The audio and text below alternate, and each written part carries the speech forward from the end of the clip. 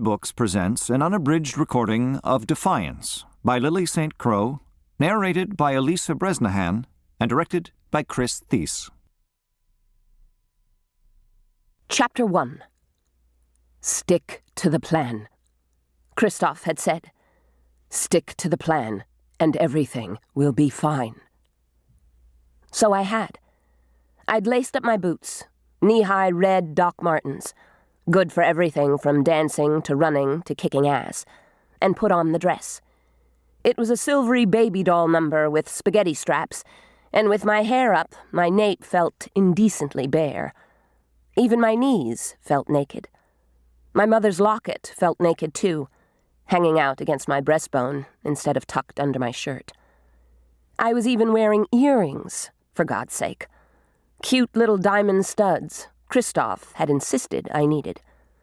I'd picked out a gauzy silver scarf sewn with little seed pearl things, hoping it would take the emphasis off my lack of cleavage. Natalie even managed to get me into a bra that didn't have sports in front of its name. An actual underwire. With padding. Another case of someone insisting, and me going along with it. But with Nat, I didn't mind. At least she took all of the mystery out of shopping for bras. I'd always wondered about that. Even though there was no real need, with my chesticles impersonating gnat bites. I mean, seriously, is a baby doll dress for the breastless? I don't know. I only ever wore a skirt when Gran made me dress up for church, and even she quit it the third or fourth time I left Sunday school and somehow got rolled in mud, and whatever gingham or flowered cotton she'd put together for me was torn all to hell. I never told her it was the other kids. I know she suspected, though. Natalie had actually got some foundation and powder on me, too. High-end girl-tastic stuff she'd dragged me to some huge store downtown to buy on one of our sneak-about-during-the-day excursions. The effect was okay.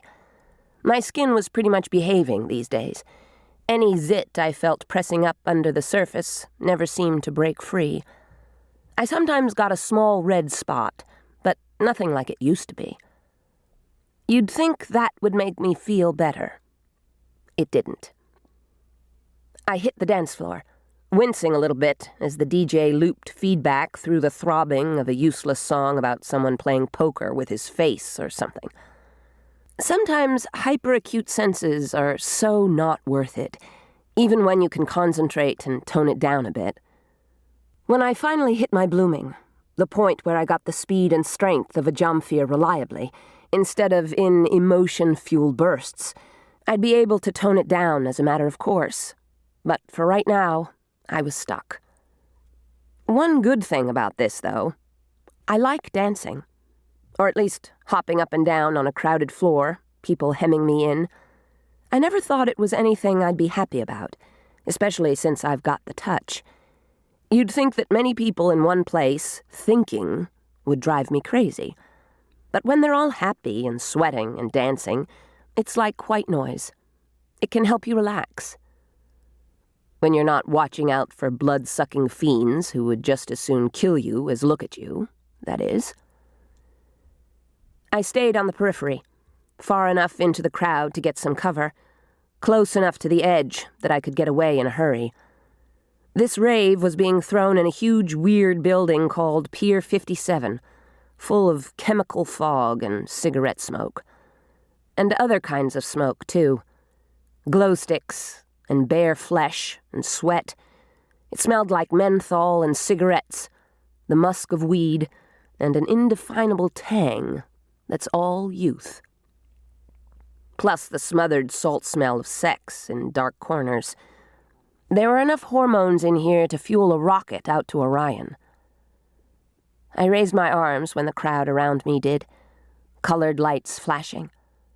It was a migraine attack of red, blue, orange, yellow, except for when they got fancy at certain points and made it all blue and green, or all orange and yellow.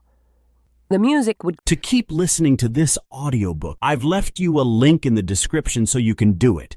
at no cost thanks to Audible's 30-day free trial.